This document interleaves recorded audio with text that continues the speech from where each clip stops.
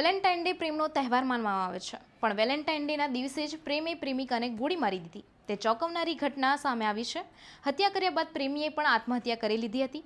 આવો જાણીએ શું છે સમગ્ર મામલો. નોઈડામાં વેલેન્ટાઇન ડેના દિવસે પ્રેમીએ પ્રેમિકાને કારમાં હત્યા કરી દીધી છે. પછી પોતાને ગોળી મારીને આત્મહત્યા કરી લીધી.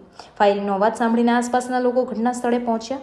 જોયું તો કાર અંદરથી લોક હતી. ત્યારબાદ તેમણે પોલીસને જાણ કરવામાં આવી, જે બાદ પોલીસે ટાટા અલ્ટ્રોસ કારનો કાચ તોડીને જોયું તો આગળની સીટ પર બંનેના મૃતદેહ પડ્યા હતા. બંનેના માથામાં ગોળી વાગી હતી. યુવકના હાથમાં પિસ્તોલ હતી. બાજુમાં 2 ખાલી કારતૂસ પડ્યા હતા.